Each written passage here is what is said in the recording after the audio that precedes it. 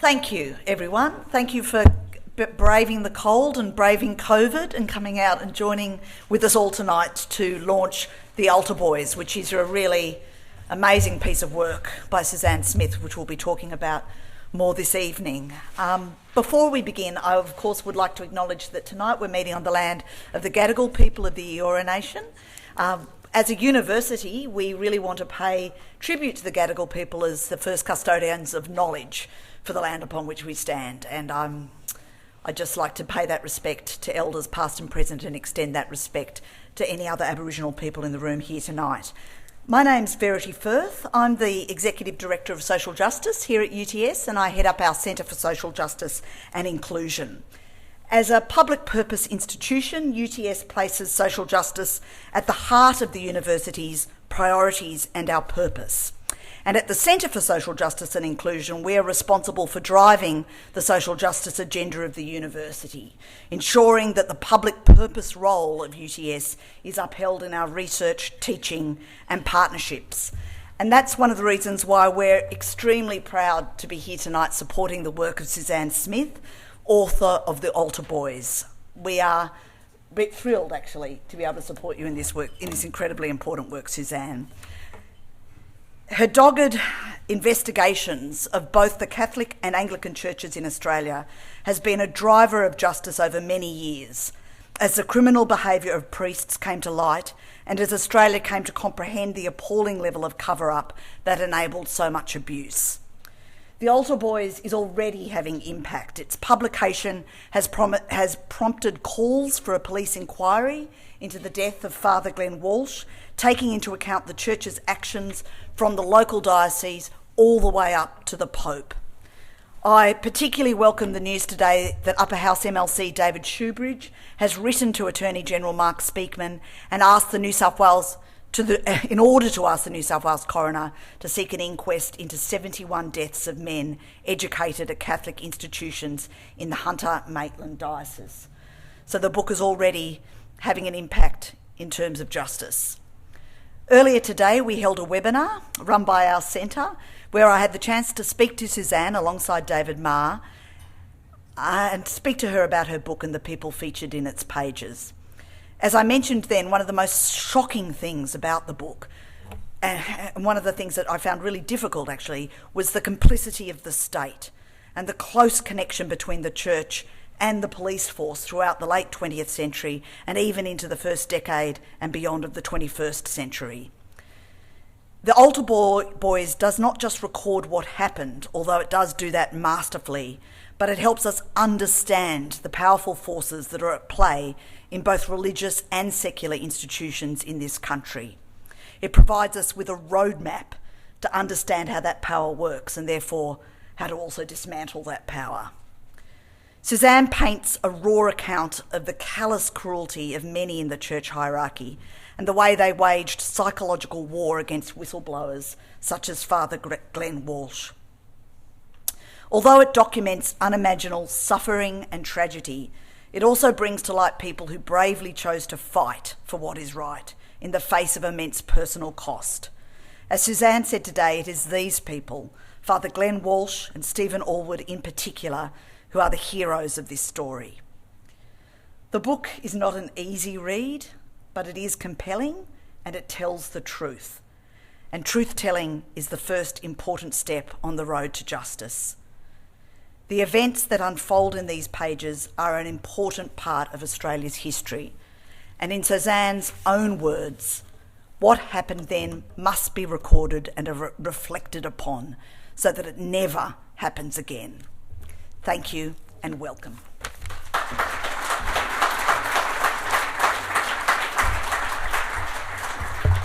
Thanks, Verity. Well, welcome again, everyone, to this very special occasion. And as everyone who was at the Newcastle event last week has been telling us and reporting back, you can expect much more than your average book launch tonight. Tonight, it's going to be something of a wake. It's a celebration of survival, and it's a rallying cry for justice and for change. There'll be tears and love and rage and all the things, so brace yourself. I'm Ian Walker. I'm a long-time friend of and colleague of Suzanne Smith. So to get the show on the road, it's time for our first guest, a rare beast indeed. He's a politician who actually walks the talk. David Shoebridge, he's the New South Wales Green MP who's chalked up 10 years in the state's upper house. He's the Green spokesman for child protection, and he's been a big part of the campaign to shine a light on this issue in the Hunter. Can you make welcome David Shoebridge?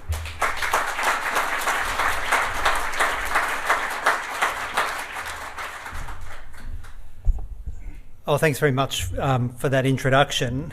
I'd like to start by acknowledging this institution. The institution I work in, the New South Wales Parliament, is on Gadigal land, and pay our respects to those elders past, present and emerging. And if we're talking social justice, and tonight's about social justice, I think we should all commit to that extraordinary need for social justice for First Nations peoples, real self-determination, empowerment, and it begins with that acknowledgement of Aboriginal land. I'd also like to acknowledge all of those victims and survivors and their families and their advocates, and in many cases, you're all one each and all, who are in the room tonight and who aren't in the room tonight, and the collective courage and strength and the spirit of those victims and survivors that I've worked with for years in this space, and to commend Susie for doing the work as well over years and years and years. And I've spoken to survivors and the families of victims who have worked with Susie, and to a person, they talk about her courage, they talk about her commitment, and they talk about her empathy. And it's that rare mixture, courage, conviction, and empathy, that has allowed her to speak with these three families and to bring together the story of these three boys and men, Andrew and Stephen and Glenn, and to tell their stories and the stories of this appallingly abusive institution that cared so little about them and their families and their futures. And she's weaved that together in a compelling narrative in The Altar Boys. So for those of you who haven't bought the book and read the book, I urge you not to just come to the book launch, but to come to the book launch, to read the book, and then sit down and closely consider what it means and what our individual obligations are to hold institutions to account. Susie, I commend you for the work you've done. It's an extraordinary book. And we're here in Sydney, and we had a launch a week ago in Newcastle, right in the middle of town, the Newcastle Town Hall. And in Newcastle, it was an audience that was a little different to this. Similar size, bigger room. But they have been hearing these stories about this institution that was so privileged in their town and their region. And they've been hearing the stories about the unremitting abuse from so many of the priests and others in that institution. And it's been their neighbours and their friends and their schools that they've been hearing about. And the rawness and the collective hurt in the room last week was quite extraordinary. And in fact, that rawness and pain spreads throughout that town and that region. But it's not just Newcastle and Maitland, but this book does tell that story about Newcastle and Maitland and that diocese and those communities. And Susie, I think, explains the social history and the economic history that saw it so vulnerable to the institution in her book, and it's quite extraordinary. But it also tells the story of quite a remarkable and rare individual. It tells the story of a whistleblower priest. And, you know, they're two words that we have not heard joined together in most of this story. You know, a man of faith, and remarkably, Father Glenn Walsh kept his faith throughout this. But a man of faith who also acknowledged his obligation to his congregation, to his flock, to his neighbours, to his school friends, and actually went out and blew the whistle and told the police. And for committing that crime in the eyes of the church, of actually ignoring his bishop and telling the truth to the police, he was hounded, he was ostracised, he was excluded. And many of the current church leaders want to say this is all a matter of history. This is all about historical matters. We're talking about the 60s and the 70s, maybe the 80s and the 90s. But this was a man who was hounded from his church as recently as 2017, shunned by his bishop, had the trauma of his own sexual assaults revisited by the Maris brothers just 2 short weeks before he took his own life. And indeed, just 2 short weeks before he was to be a Crown witness in a criminal proceedings against an archbishop. And in the 18 months prior to him taking his life, he was recalled to Rome. A Crown witness in a prosecution case against the archbishop, recalled to Rome and interrogated by the Pope, and not a former Pope, but the current Pope Francis, interrogated by the Pope about what evidence he was going to give as a Crown prosecution witness. And you would have seen the further disclosures about that conversation as recently as in today's Herald. So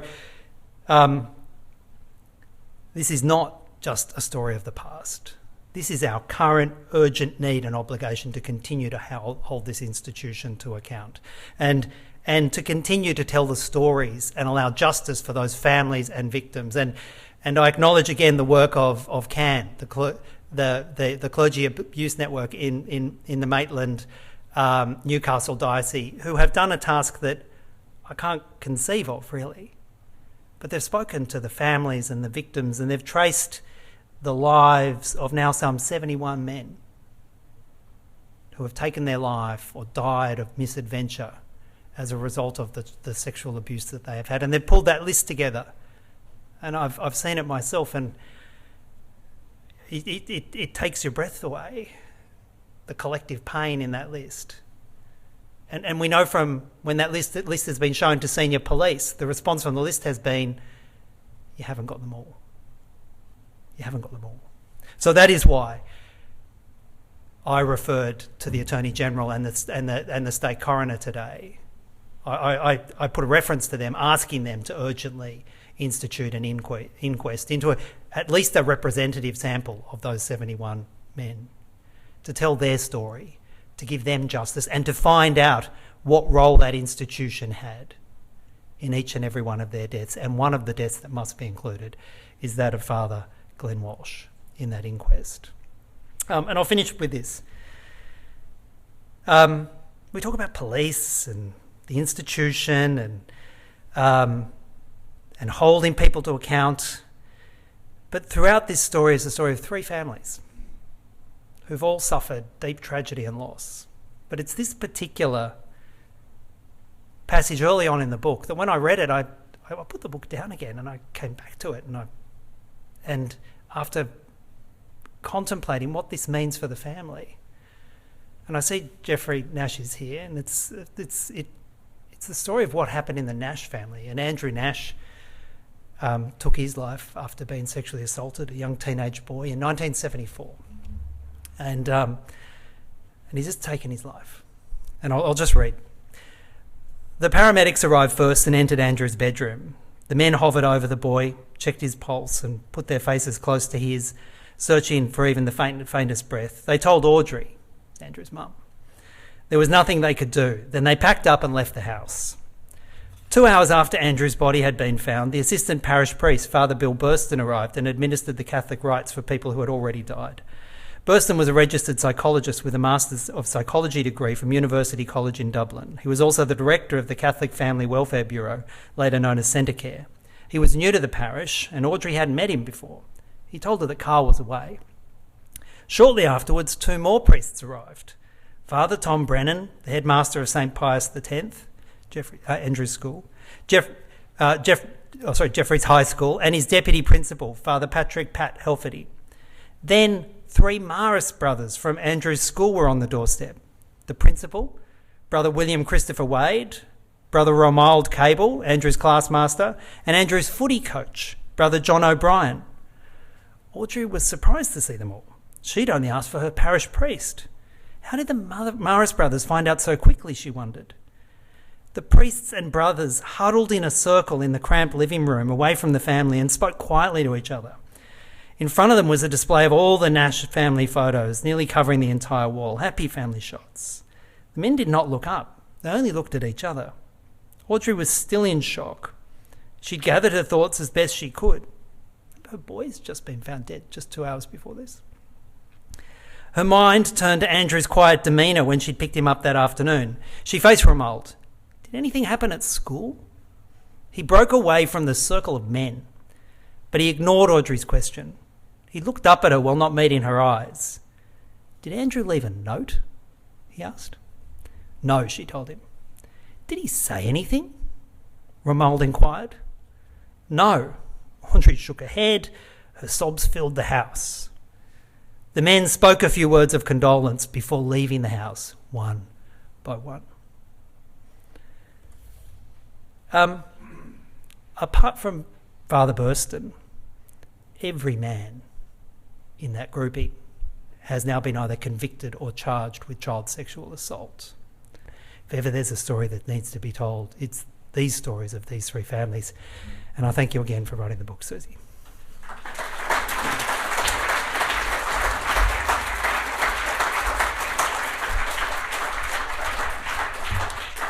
Thanks, David.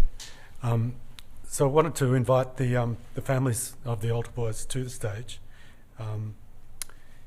Peter Arwood, the brother of Stephen, Jeffrey Nash, brother of Andrew, and Audrey Nash, Andrew's mum, who at 95 apparently is still running rings around everyone. Can you all come to the stage?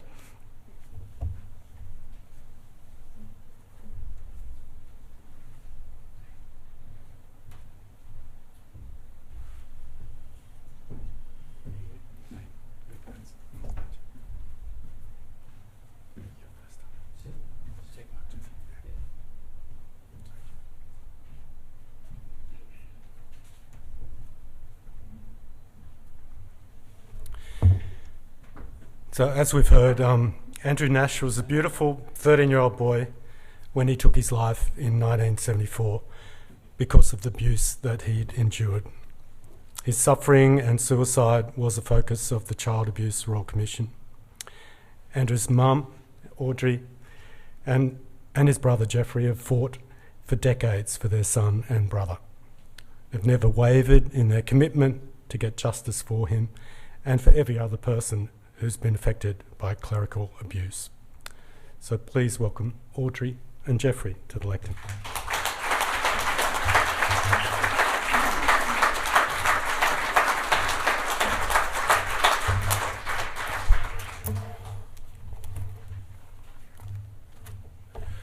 Thank you. On the cover of Susie's book is a photo of Andrew, my sister Carmel, who's here tonight, and me. It was taken in 1967 in our backyard. I'm the one in the altar boy garments. I was 10 years old. The future seemed bright. Andrew and I were just kids playing around having fun. Life was simple. We were altar boys in the Catholic Church in the Diocese of Maitland, Newcastle. What could go wrong? 7 years later, I would be cutting down my little brother's dead body. Andrew hung himself in his bedroom. He was 13 years old. The pedophiles in the diocese had a hunger for young children that knew no bounds. Children before us were abused. We were abused. Our friends and classmates were abused. The children after us were abused. Children like Glenn and Stephen. The clergy preyed on the children of the diocese at every opportunity. At church, at school, in the presbytery, in camps, retreats, sporting events, in the family home, in the seminary. They tell your parents that they're going to help you learn how to drive. They take you for a driving lesson and then rape you. Catholic children weren't safe anywhere. It was a dangerous occupation to be a child in the Catholic system in the Diocese of Maitland, Newcastle. But that story is repeated across the world. It can be Newcastle or Sydney, it can be Boston, it can be Barcelona. It doesn't matter. It's the same story everywhere. I had the misfortune to attend two of the worst schools in Australia. Marist Brothers High School, Hamilton, where Glenn, Andrew and I went. And then I moved to St Pius X College, Adamstown, where Stephen and I were students. The principals of both schools at the time were pedophiles. Brother Christopher Wade at Hamilton and Father Tom Brennan at Adamstown. There were many pedophiles on the staff of both schools. Many students had their lives destroyed. Many students lost their lives. I'm now going to read out a list of offenders in the diocese. This is not a complete list. Susie's book exposes quite a few more to add to this list. So priests, Father Albert Davis, Father David O'Hearn, Father Dennis Corrigan, Father Francis Donovan, Father Dennis McAlinden, Father Jim Fletcher, Father John Denham, Father Kenneth Hodgson, Father Peter Brock, Father Tom Brennan, Father Peter Quirk, Father Vince Ryan, Father William Cantwell, Father Guy Harcher. And the Marist brothers, Brother Stephen Farrell, Brother Swithin Hosey, Brother Koska Shute, Brother Terry Gilsonen, Brother Colgan Taylor, Brother Terence Mulligan, Brother Romuald Cable, Brother Peter Pemble, Brother Patrick Butler, Brother Oswin McKinney, Brother Cashin Butler, Brother Nestor Littler, Brother Leon Mackey, Brother Dominic Gleeson, Brother Donald Newton, Brother Dominic O'Sullivan, and Brother Christopher Wade, and the lay teachers, Anthony Bamback, John Garn, Paul Lane, Ray Wine, Ted Hall, Eloise Smits, and Terry Nolan. And then concealing, Bishop Leo Clark, Monsignor Patrick Cotter, Father Tom Brennan, and Brother Christopher Wade. Now, many of these offenders on the list have lived and worked and offended in Sydney. In fact, all over the countryside. Some of them have offended all over the world. Father Dennis McAlinden has offended in Newcastle, in Western Australia, in Papua New Guinea, in the Philippines, in England and Ireland, for an example. Now, Brother Christopher Wade, one of the Marist brothers involved in my little brother's death, has taught and was on the staff at many Sydney schools, including Randwick, Cogra and St Joseph's, Hunters Hill. He sexually assaulted children in Newcastle and Sydney. He concealed child sexual abuse in the schools where he worked. Now, next month, Brother Christopher will be sentenced for concealing child sexual abuse while he was the principal of a Catholic high school, Hamilton, where Glenn and Andrew and I went. He was in charge of 1,000 students. Brother Christopher pleaded guilty, which evidently is the first time any member of the clergy in the world has actually pleaded guilty to concealing. As Susie's book clearly sets out, this can only mean one thing: organised crime on a large scale. Susie's investigations have also revealed many new offenders that you can add to that list. The criminal history of this diocese reads like the screenplay for a Quentin Tarantino movie. The crimes, the carnage, the suffering, the sheer horror of it. There are also other types of criminals in the diocese, just not child molesters. Father Jimmy Hughes, an Irish priest and close friend of Monsignor Patrick Cotter's, is one of them. Amongst many Catholic women in the diocese of my mum's vintage, Father Hughes is referred to as the housekeeper rapist. My mother Audrey knew Father Glenn Walsh very well, and she held him in the highest esteem. She told me recently Monsignor Alan Hart and Father Bill Burston weren't fit to shine Glenn's shoes, which is an opinion that I share. I love Glenn's line in Susie's book where he refers to Burston's disease, a disease that affects many priests in the diocese, in fact all over the world. Among the symptoms is a loss of memory, which leads to the repeated claim of, "I don't recall." How many times do we hear that in the Royal Commission and the Special Commission? Thousands of times. In response to the worldwide attention Susie's book has created in the criminal activities of the clergy in the Diocese of Maitland Newcastle, Bishop Bill Wright issued a press release last Friday. Amongst the self-serving propaganda it contains, he said, and I quote, "The diocese does not believe there is a substantive gain to be had from further judicial inquiries." Now, the victims, the survivors and their families don't care what the bishop and the diocese believe.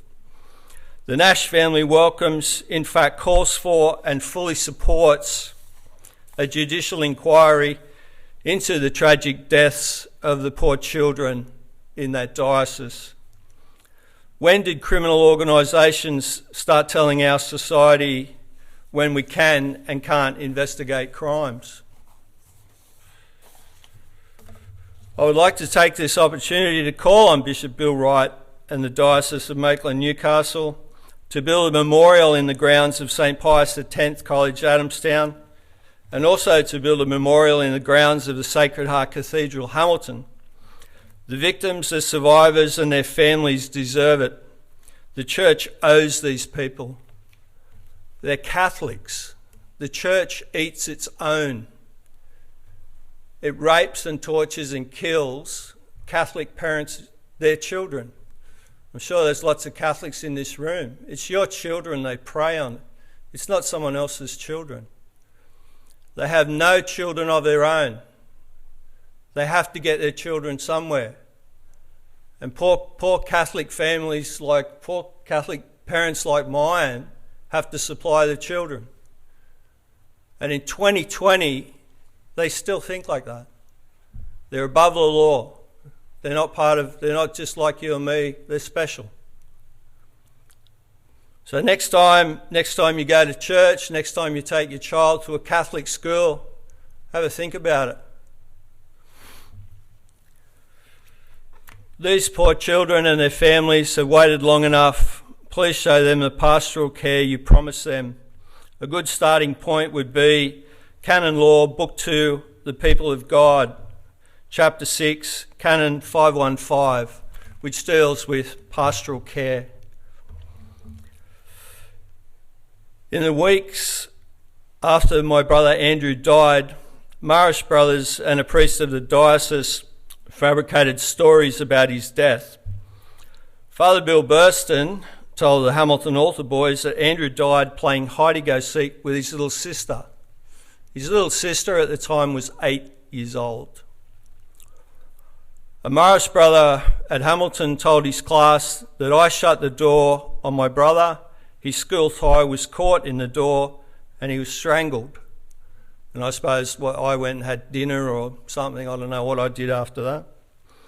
Another Marish brother told his class that Andrew and I were playing on the Hills Hoist clothesline in the backyard. Andrew became entangled and died. So I suppose, I'm not sure what happened after that, if I just watched or left.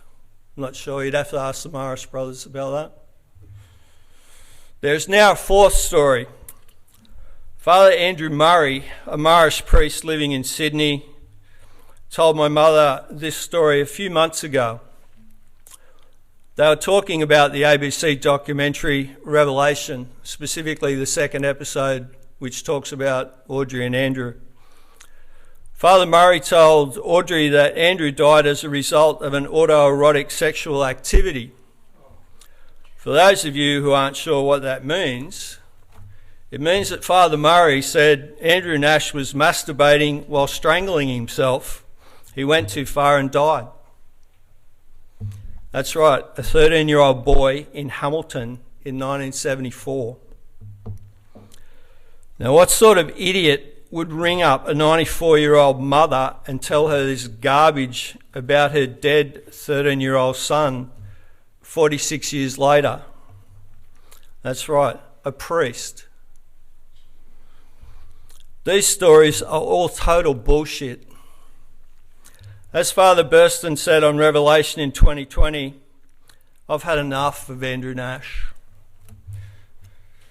Father Burston must have missed the classes on pastoral care at the seminary in Rome, or maybe there weren't any. My mother says that the only priest in the diocese that understands pastoral care was Glenn. My mother has asked me to read the following statement. Father Burston and Father Murray, I, Audrey Nash, my children, my grandchildren, and my great-granddaughter would like you both to shut up and never mention my son Andrew's name again. Thank you.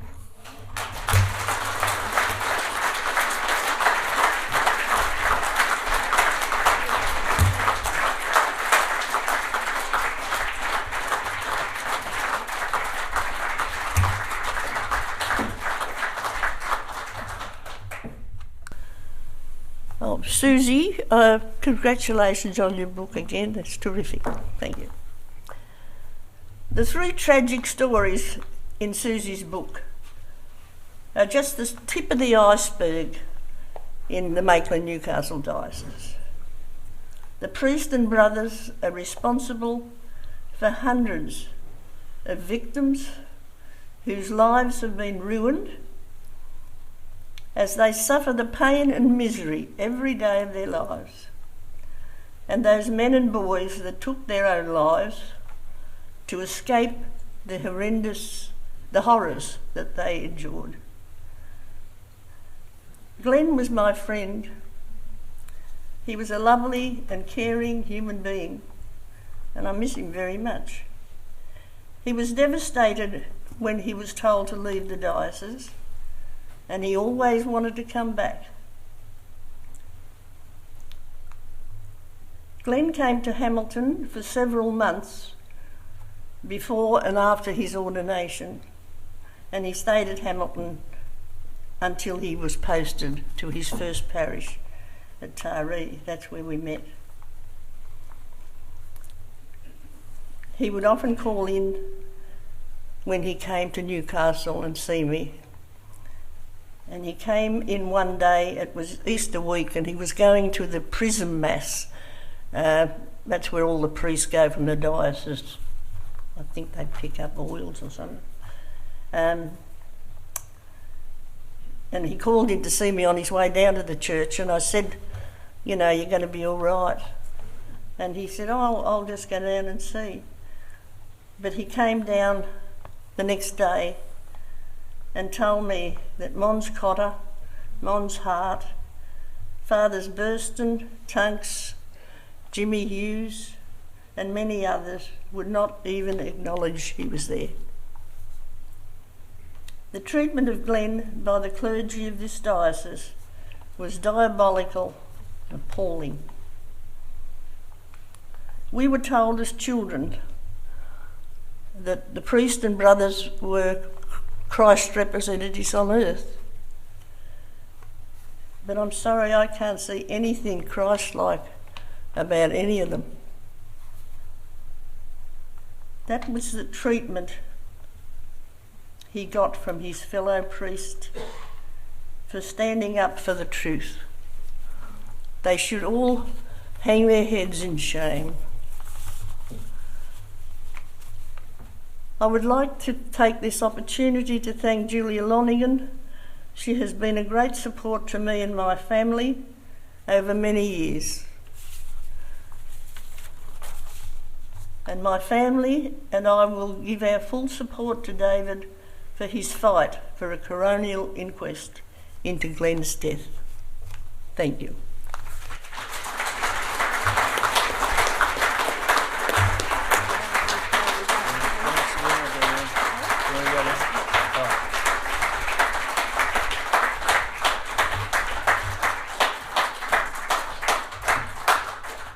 Thanks, Audrey. Thanks, Jeffrey. That was truly remarkable.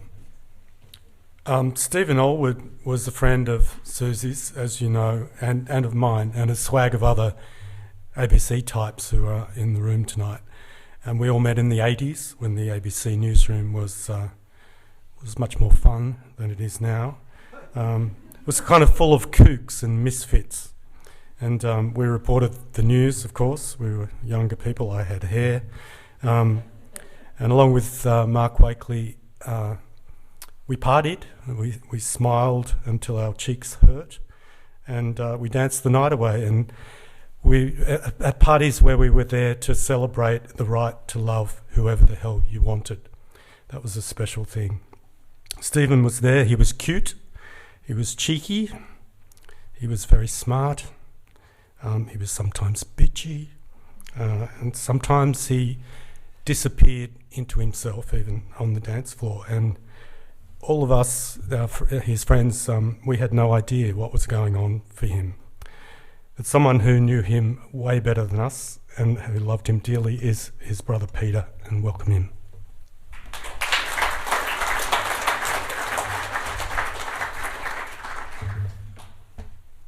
Thanks, Ian. Audrey, you're amazing. Absolutely amazing.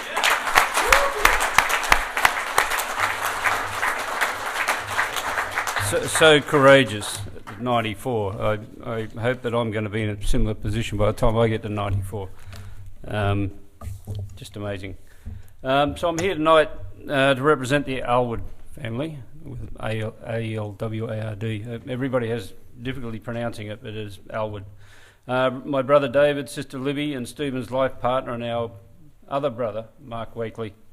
But more importantly, to honour our little brother, Stephen Alwood. I've also been asked to, by the family of Father Glenn Walsh, his mother and father, Louise and John, his siblings, John Jr., Murray, Trish and Kate and their families, to say a few words about Glenn on their behalf. And also welcome John, Trish and Kate, who are here tonight. And also a big welcome to all of Stephen's friends and supporters who are also here tonight. I'm sure a few from the ABC. Is there anybody from the ABC here? Yeah, I'm sure there's a few. Had fond memories of coming up Harris Street and seeing the ABC building. I used to visit Stephen there quite often. Just let me set the scene. The Alwood and Walsh families lived just up the street from each other in Shortland, a typical 1960s blue-collar suburb in Newcastle with tiny fibro war service homes, with smatterings of mostly Catholic families with lots of kids enjoying life, with all the hopes and dreams of a bright future. Catholic kids went to Our Lady of Victories just up the road from our house, 100 metres from our front door. It's a close community. The kids enjoyed lots of time playing cricket in the streets and enjoying visiting each other's homes and living life to the full. Stephen and Glenn Walsh were good mates and spent a lot of time together over those early years until Stephen started high school at St Pius and the year after Glenn started at Morris Brothers. They continued their friendships and kept in touch over the next 40 plus years, although going separate ways. Stephen was the baby of our family. He was 9 years younger than me, but he was really close to his mum. He was the favourite child, I think. Stephen was gifted, did really well at school and was a great friend to everybody that knew him. Imagine Mum's shock when Stephen, at the age of 18, came out and a good Catholic boy. She immediately ordered him out of the house. Those were the days. They weren't. She soon came to realise that he was still the same loving person and welcomed him and his partner Mark back into the family. Stephen had an extraordinary life. He was a cadet journalist at the Newcastle Herald in 1979, where he met Mark. They spent the next almost 40 years together. Stephen and Mark travelled the world, living in London, settled finally in Double Bay, and worked together again at the ABC, their second home. They were both prolific writers, lovers of the arts, commissioning music, artworks and sculpture, and were such generous supporters of the arts in Sydney and the Newcastle Art Gallery. Stephen and Mark had planned their wedding for the 3rd of March 2018. But the main thing about Stephen was his love and passion for life. He was so generous to his family, friends and work colleagues, always offering to help others, always concerned for their welfare and seeking justice for others. He absolutely adored all of his nephews and nieces, and he so much loved our grandchildren. His great nephews and nieces, great memories of times shared. My time with Stephen over his last 8 years has been so rich since Debbie and I moved to the eastern suburbs of Little Bay in Sydney in 2010.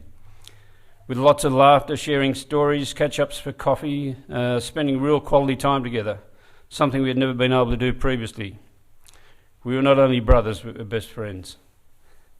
It was that friendship and deep trust that we had led to some long phone calls, meetings and lots of texts in December 2016. Father John Denham, Stephen's former school teacher from St Pius, had asked him to support some following allegations of sexual abuse of a young boy, which Denham denied. So Stephen had written him a personal reference.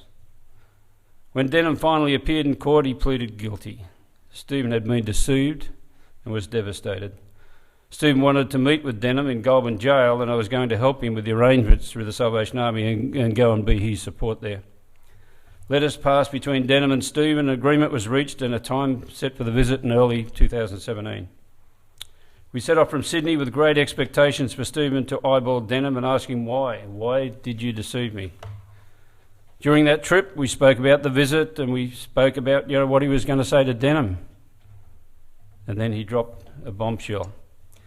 He too had been abused by Denham. But in Stephen's words, not like the other boys. For over 43 years, Stephen had kept this dreadful secret from everyone, all the family, including Mark. It must have been such a heavy burden for him to carry for such a long time. When we arrived at Goulburn Jail, we got right up to the check-in counter, all ready to go in. Stephen said, I can go by myself, I'll be okay. And we got to the front counter and the guy on the counter said, I'm sorry, but Denham has withdrawn permission. Denham had taken back the power again.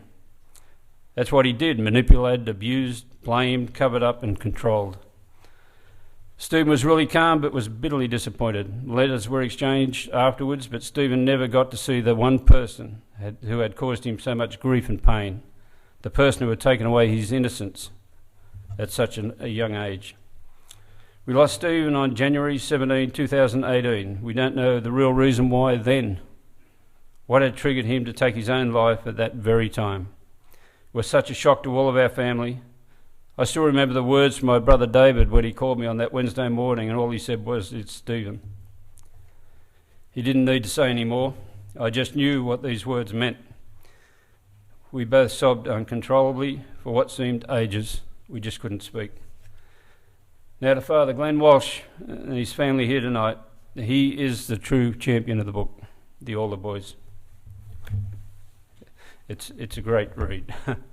I want to especially honour Glenn today as a bold and courageous man of exceptional faith, who would not be intimidated by the actions of others despite the awful consequences of speaking out.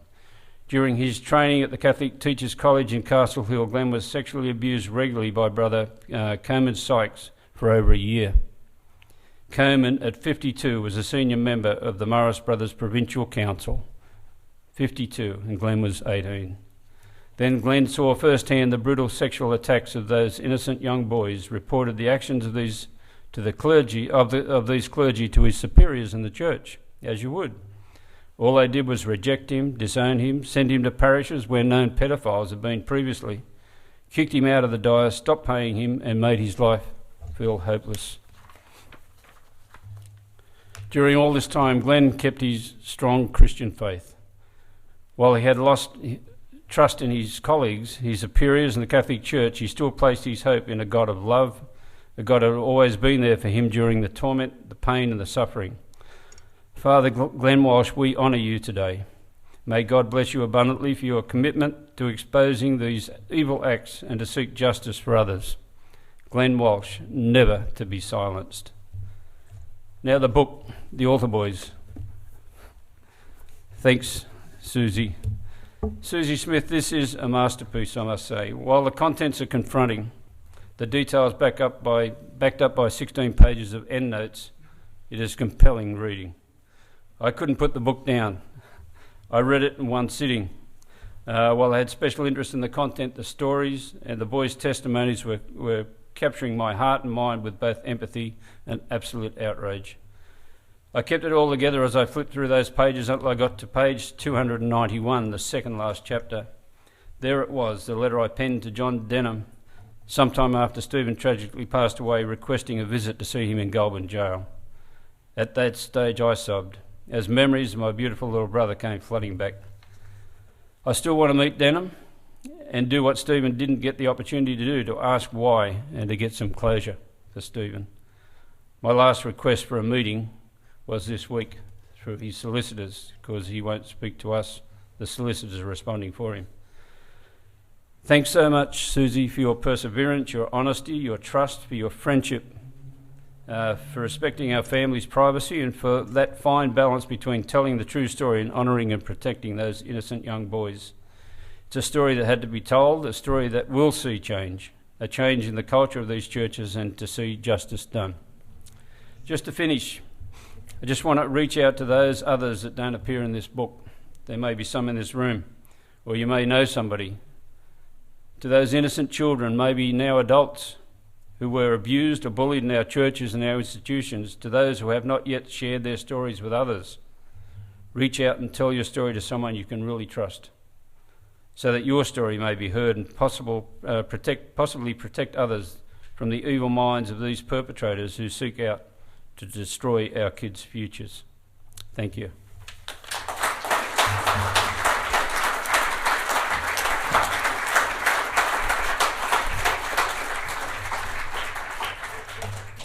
Thanks, Peter. Time now for something really quite special.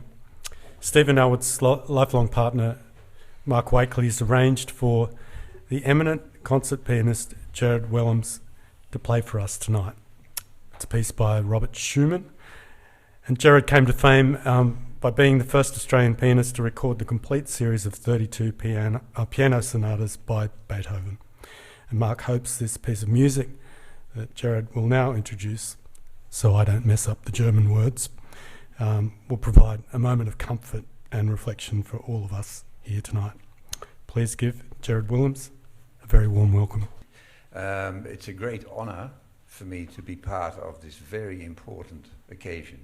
Stephen and Mark were very close friends of my wife and I. We had many dinners together, but we met mainly through concerts where the two boys had been sponsors. They sponsored music, and as Peter already had alluded, they were the great, the Medicis, you could almost say, of Sydney's musical life. When Mark brought this up, that the book was going to be launched, he said, "Would you consider playing?" And I said, "It would be an honour, absolutely." And we put our heads together, and Mark was telling me that Stephen and he used to listen a lot to the Scenes of Childhood by Robert Schumann. These are actually pieces that are about the feelings of children, but seen through adult eyes. And that's why I thought it was very appropriate to perform these pieces, because it has that atmosphere of purity, sanctity, beauty, all the good things about life, games that people play, and all the good games that people play. Schumann himself had 8 children, so he knew what he was talking about in these pieces. And now I'd like to play for you number 1, which is called From Faraway Lands and People. Number 2 is Child Falling Asleep. And the third piece is Dreaming. In German it's Träumerei, and I think it sounds very romantic when you say Träumerei, but it's actually dreaming. And I think it's a child's right to dream about how he sees life, how he experiences every day life of beauty and love, everything that has been talked about here. So thank you.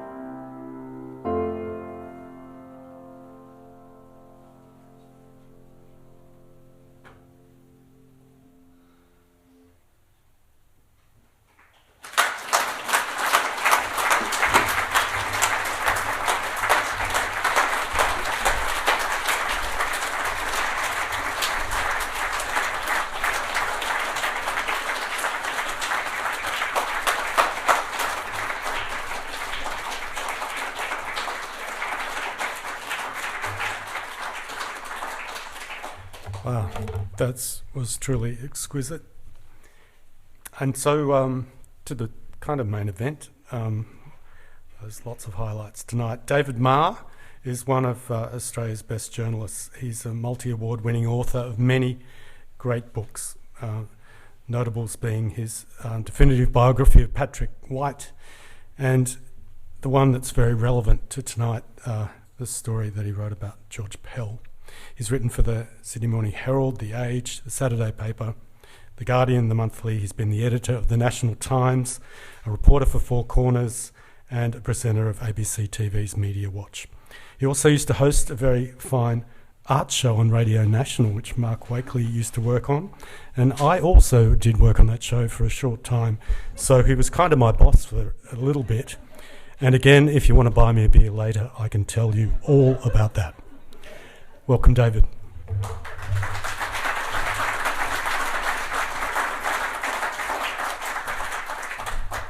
Ian, thank you. I am very definitely not the main event tonight. The main event is Susie Smith and her book and the people in this room that she has written about. Susie and I are just writers, we're commentators. We try to find the words to express the pain that other people have experienced. And to be doing that in their presence is a great privilege. For 2,000 years, the Catholic Church has survived and prospered by keeping secrets. It is sublimely good at keeping secrets. Priests and brothers are men. Men have sex. Prayer doesn't work to stop them. The Catholic Church has known the truth of this for over 1,000 years since it put the rule in place to demonstrate the particular holiness, the apartness, the devotion of these men to God. But they are still out there rooting. And they may be having sex with women. They are more likely, we know these days, to be having sex with each other or other mature men. Most priests in the Western world are gay. And they also have sex with children. But it doesn't matter who they're having sex with. The secret that challenges the existence of the Catholic Church is that they are having sex. And the Church is astonishingly adept at hiding this fact. They've had to be. They've had 1,000 years of practice. And they do it incredibly well. And if you were a pedophile looking forward to a lifetime of raping small boys, why would you go anywhere else but the Catholic Church? Because you will be protected there. You will be looked after. If things get sticky, despite what the Church now claims, you will have good lawyers to protect you. And before it becomes just too embarrassing, too grotesque, too damaging, too obvious that you're being moved from parish to rape children, you'll be looked after. You'll be moved, quietly moved. And I don't believe we have seen anything that can give us profound confidence that that has changed. What has Rome done in the last 20 years? Actually, what has Rome done? Francis has made all these wonderful gestures which all come to nothing. Nothing. Nothing has changed. In the last couple of months, the pontifical secret has been wound back just slightly, to give a little more latitude to priests to do what Glenn Walsh did, which was tell the truth to the civil authorities about what was going on. But that's about it. That's about it. I cannot believe a better memorial to a journalist than this important work of journalism that Suzanne has written. Somewhere about page 60, it grabs you by the throat and doesn't let you go. Pages 1 to 60 are astonishing, and then it grabs you by the throat. What is it about the provincial centres in Australia? I'll ask you that in a moment. The Ballarats and the Newcastles, where things have been so particularly dreadful. But it's a fine book, and it is a book as much about the pain and the casualties of this system as of the institution itself, and how hard it is, how hard it has been simply to tell the truth of it. And I congratulate Suzanne and wish this book all the success that it deserves. Thank you.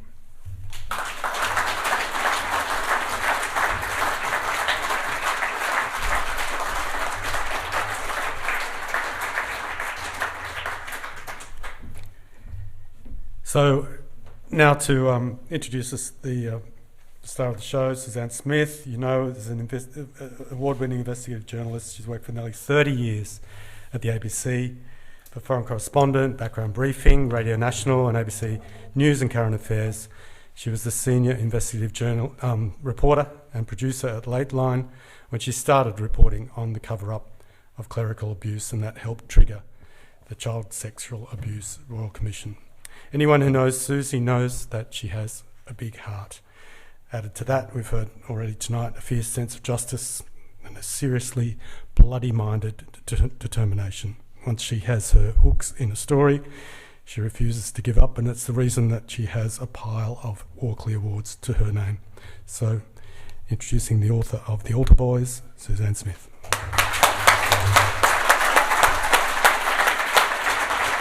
Hey, how do you write this and deal with your anger as you write?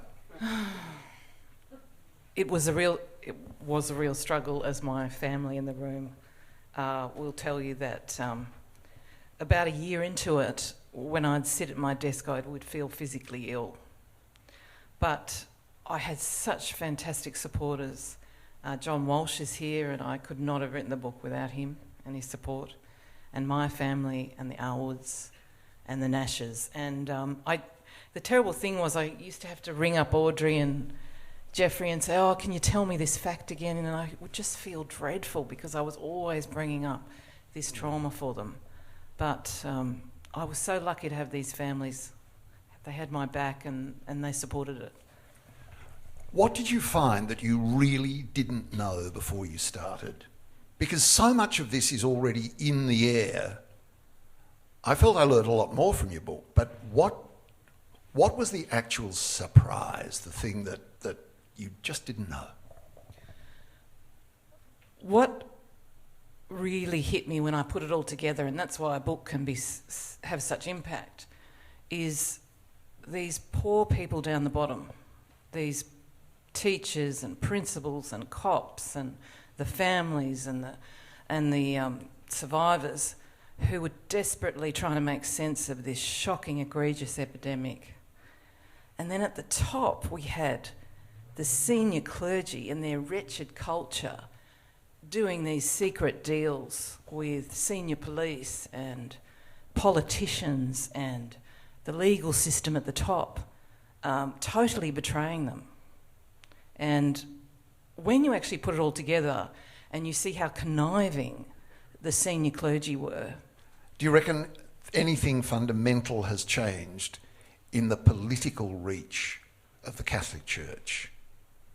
I don't think I don't think we'll get change until something's done about the Vatican and the senior leadership. Something gets done about the Vatican. Something needs to be done. Their wretched culture needs to be driven out, and all those people are culpable. They've all been involved in, crime of some sort. And, it's a bit like the CEO of Rio Tinto. My husband's here. He's fighting that fight at the moment. If you've been part of that culture, how can you stay leading these organisations? You've been part of a criminal organisation.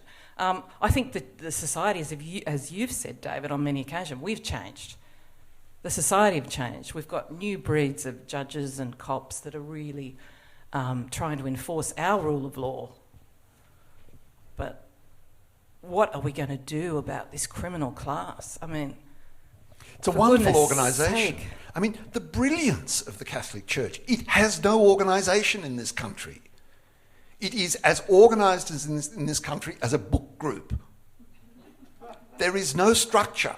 I mean, there's a diagram at the front there, which is splendid, and, you know, all power to you, but it is a structure that is uniquely difficult to grapple with because the authority comes from Rome.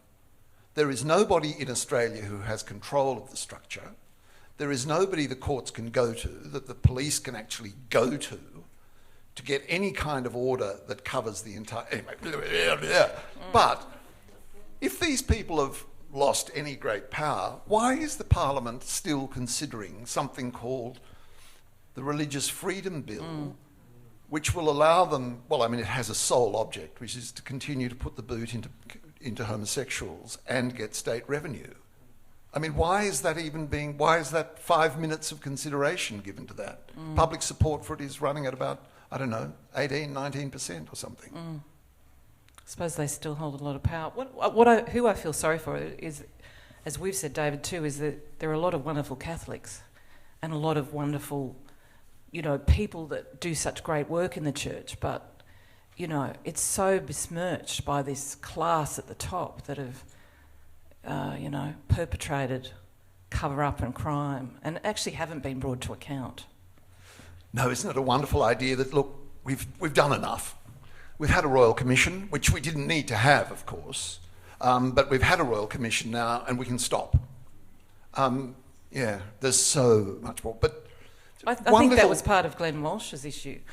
When the Royal Commission was running, they, you know, invited him, they recalled him to Rome to meet the Pope because there was some power in the Royal Commission. As soon as the Royal Commission finished, the bullying of that priest got worse. They thought it was over. They thought they'd weathered the storm.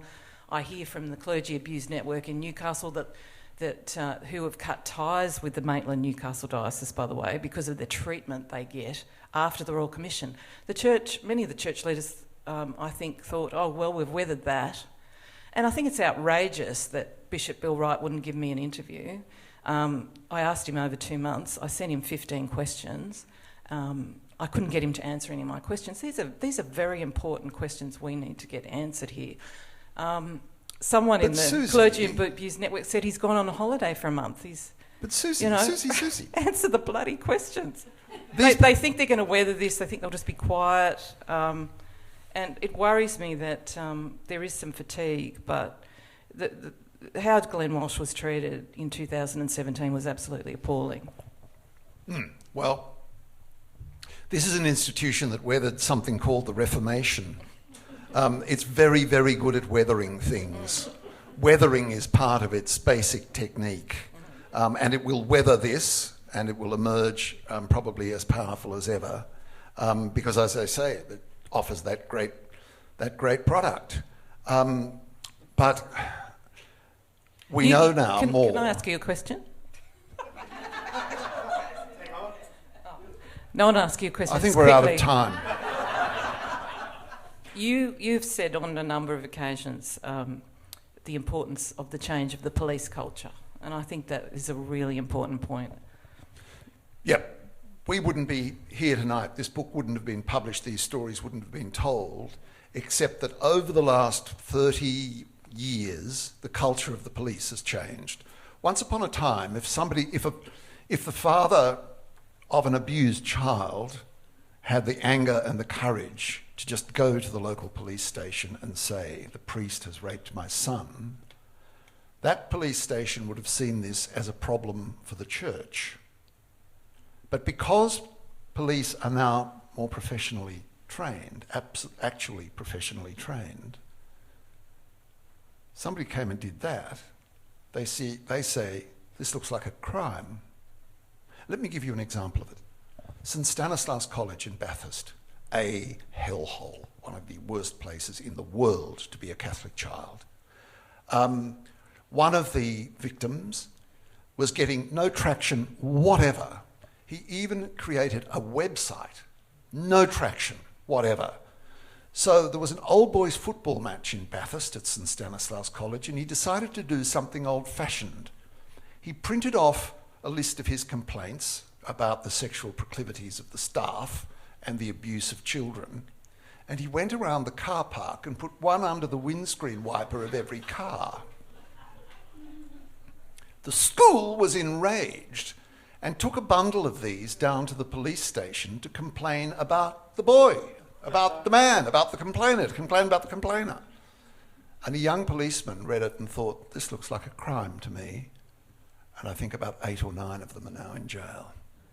And that difference in police culture is crucial and was crucial in Newcastle Maitland. And we should mention Detective Sergeant Christy Faber, who has put away 19 brothers and priests and was very helpful to the Nash family. She was at Newcastle. And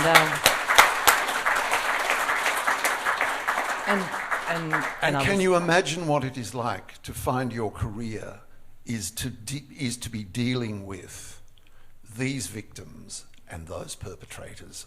I can't imagine a more difficult time. But I think our time is up. Can I just say that I think this is a very important book. I approached it with dread. I can't read another one of these books, but Mark Wakely is my friend, and Susie's been a colleague, and I'll give it a go. And I devoured it. It's an important book, and it is a landmark in this horrible landscape. Congratulations. Thank you, Jane.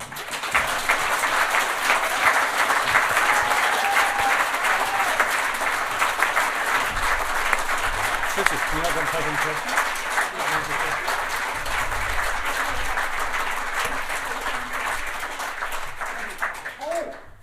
Let them talk. Come on. Does anyone want to ask us a question? It's supposed to be a Q&A. These guys don't know the rules. But you guys have the floor. I think... Does anyone want... Oh, there's someone up the back. Does someone have another Can you microphone? shout, or do you need a microphone? No. What would you send a young child today to a Catholic school? There's plenty of wonderful Catholic schools with amazing teachers and principals. But I wouldn't. But look, can I be honest? I've got a lot of support from Catholics. In fact, I think we've got more support from Catholics than the Vatican has. And I think we can create an army of people against them. There are so many Catholics that are appalled by what's gone on. And I've had 3 Catholics supporting me writing this book that are in this room. Noel DeBean, Chris Geraghty and Stephen Crittenden. And lapsed. Sorry, Stephen Crittenden. Sorry, Stephen. Sorry. Are you X too, Geraghty?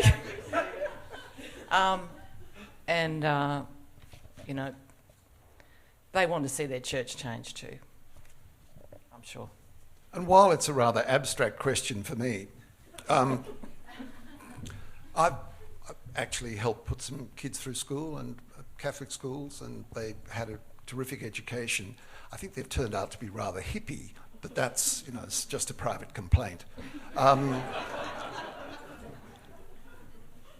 look, anyway, there are so few priests and brothers these days, they're probably safer than they've ever been. Anyway. Question over here.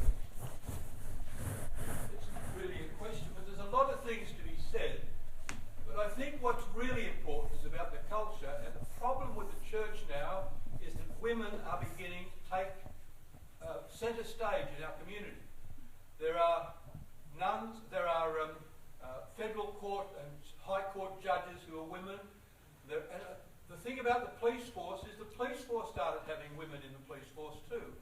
And I think one of the things about your book that came through is about Faber, about yourself, about Audrey, about... Joey McCarthy, we must not forget her. McCarthy, and about...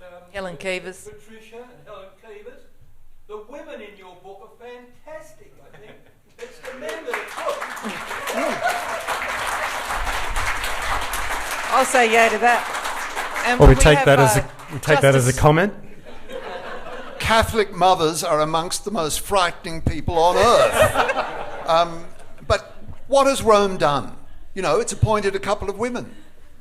There was this, the Royal Commissioner, who I think did an extraordinarily good job in the Royal Commission, made some recommendations for changes at the Vatican. And you think, why not just go out and, beat your head against a brick wall? They're not going to happen. I think one of the recommendations was the celibacy should end. Well, come on. The magic will survive. Huh. Yeah. There's one.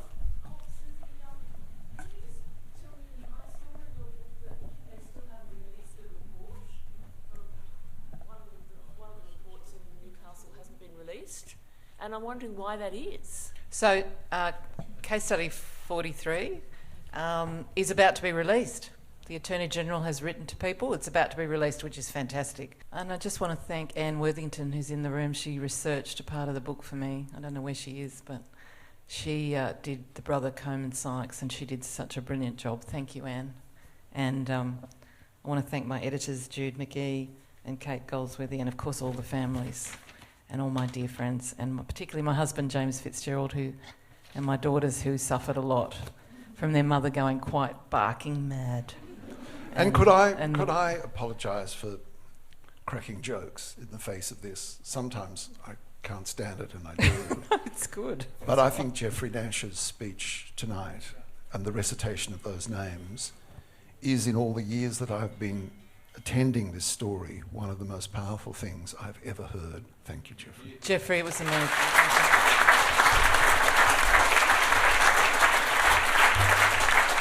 So thanks to David, thanks to Susie. Our next speaker is one of Australia's leading religion journalists. Stephen Crittenden is a former ABC colleague of Susie's, as well as a friend of Stephen Alwood's. He worked as an investigative journalist during the 2013 Canine Special Inquiry into abuse allegations and the cover-up within the Maitland Newcastle Diocese.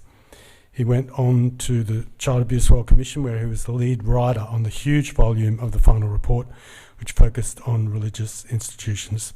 And he now works as Director of Professional Standards and Safeguarding for the Franciscan Friars and the Patrician Brothers. Please welcome Stephen Crittenden.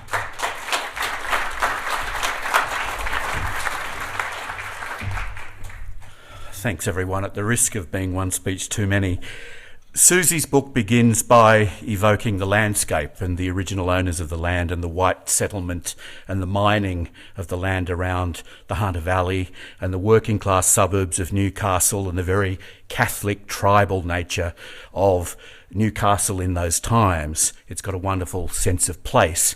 And I've always been very interested in the kind of sociological issues that David was raising a few minutes ago about why it is that some of these provincial towns were such an important sort of epicentres of the abuse.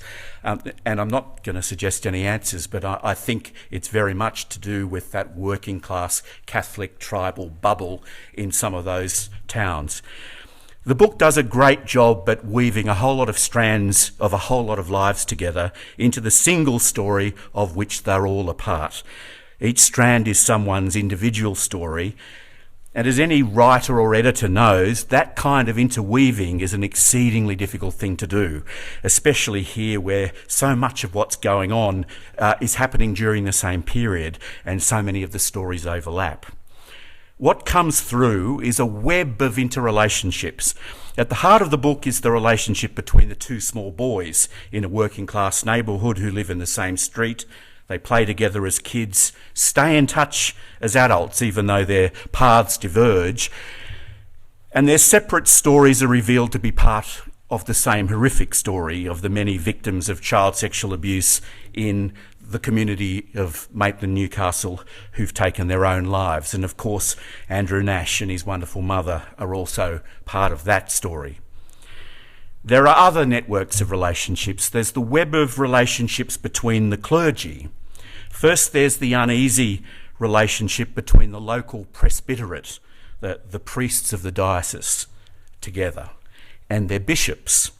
Interesting to consider that Bishop Leo Clark and then Bishop Michael Malone were both outsiders in Maitland Newcastle. Leo Clark had come from Melbourne, where he'd been auxiliary bishop to Archbishop Frank Little. Who knows, perhaps Melbourne was where he learnt to sit on information about clergy perpetrators and do nothing. Malone needed to be liked and seems to have run into a wall of hostility from his clergy. Then there are the relationships between the perpetrators themselves and between the perpetrators and the local church leadership. I know that when they began investigating these clergy connections, some police, including Peter Fox, were convinced that what they were looking at was a clergy pedophile ring. And it appears there was some co-offending in Maitland Newcastle.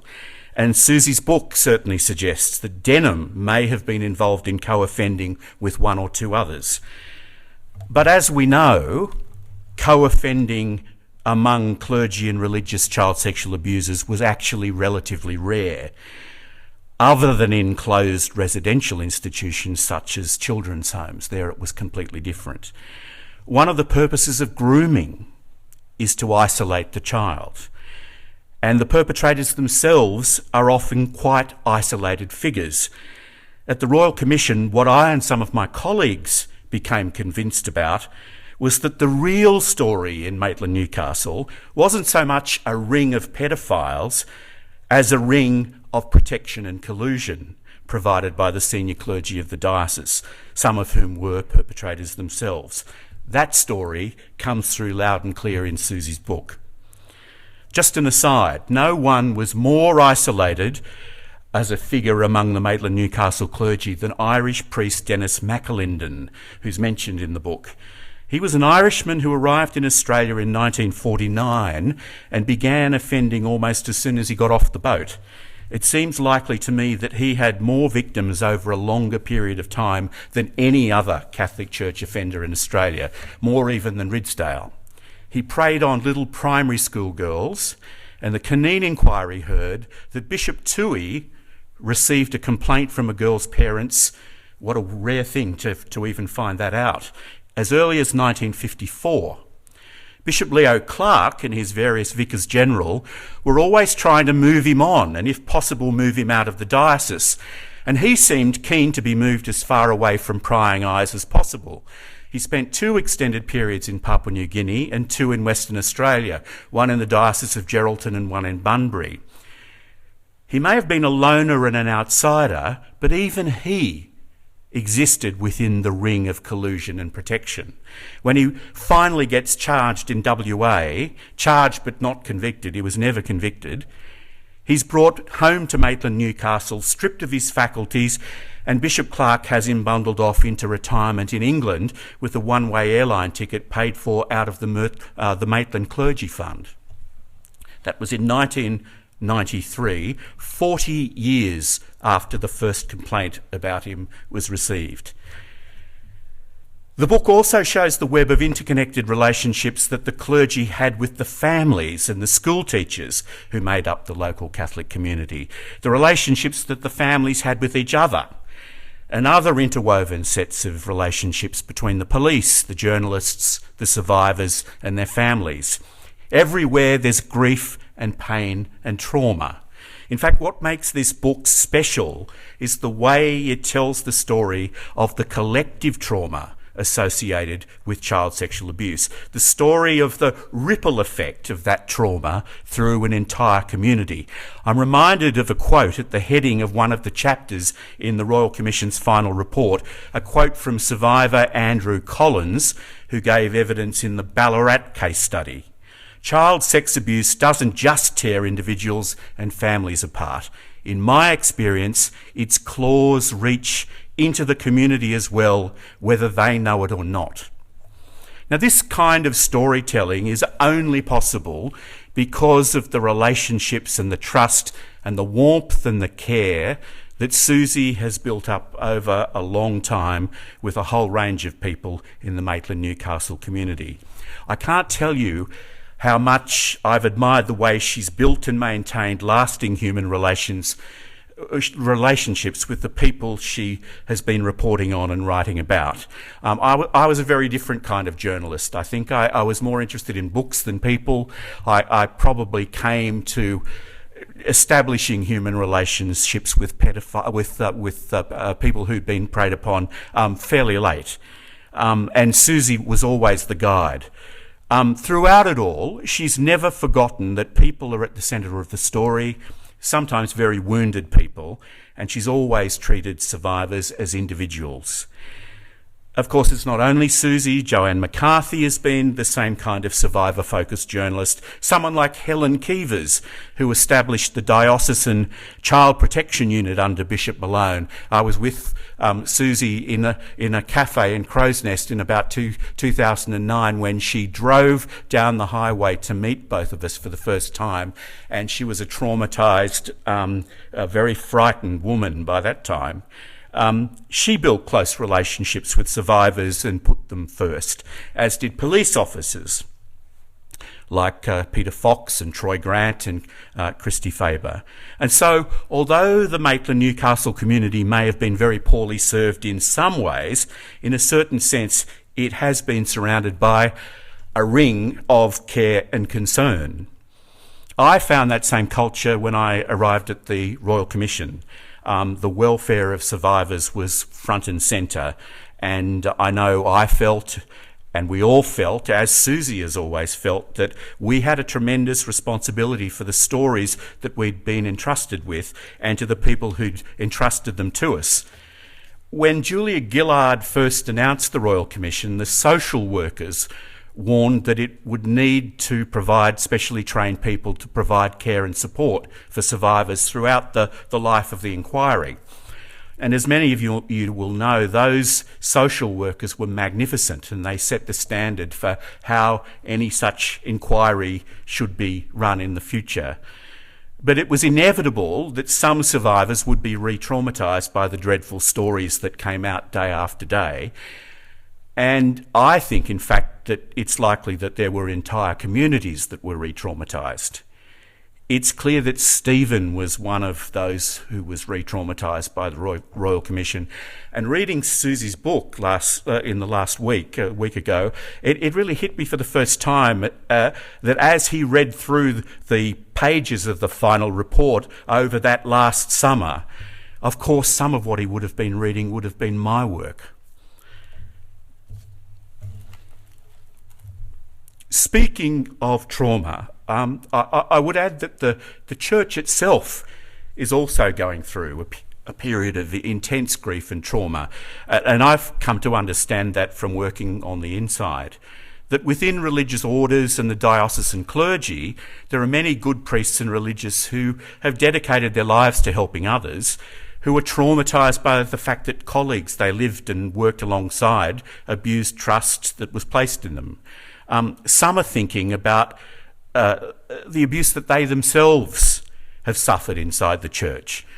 When I was at the Royal Commission, the abuse of vulnerable adults was outside the terms of reference, but I received a lot of information suggesting that the abuse of novices and seminarians had been a major issue. We're also increasingly hearing about the abuse of nuns by priests, especially in Africa and India.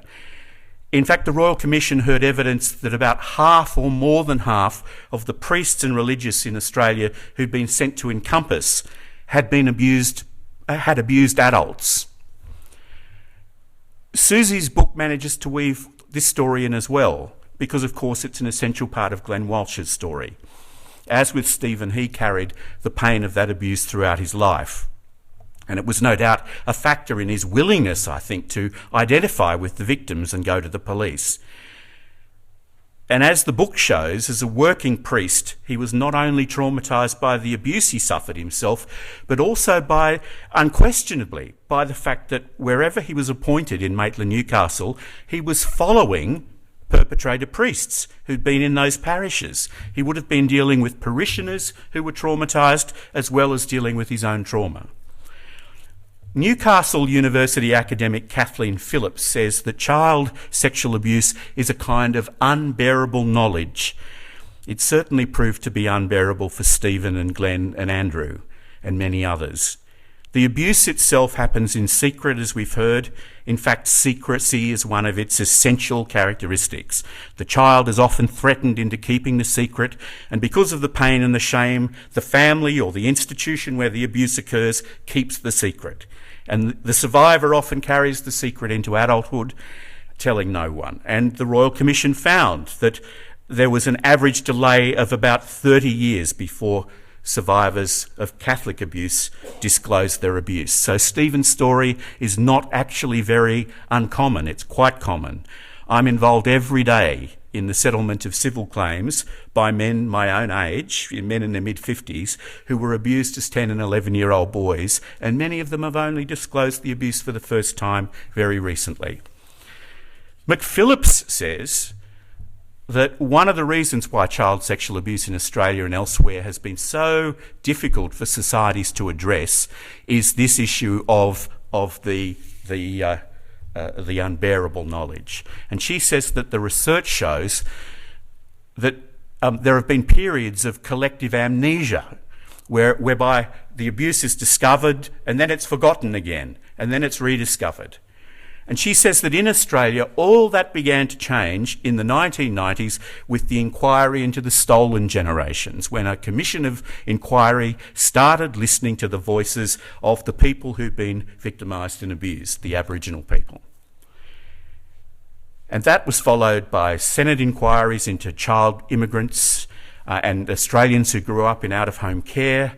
And this process of listening to the voices of survivors really came to the fore during the Child Abuse Royal Commission. That listening to the voices of the marginalised, treating them as community elders that we can all learn from, has changed everything. In fact, it's been just one part of a much larger worldwide social revolution waged against institutional power and powerful men, a social revolution which the Me Too movement and the Black Lives Matter movement are also part of. Going back to the opening pages of Susie's book, where she names all those local tribes who lived in the Newcastle area in the Hunter Valley long before white settlement, is where I want to end. What a terrific way to start the book. Because, of course, one of the many things we've learned from our First Nations peoples is the importance of story in Aboriginal culture, the way the story enters into you and you become part of it. The importance of being a custodian of the land and of the story. And I guess what I want to say to conclude is that everyone in this room has been affected by this story and is a part of this story. It's entered into each of us and we've become part of it.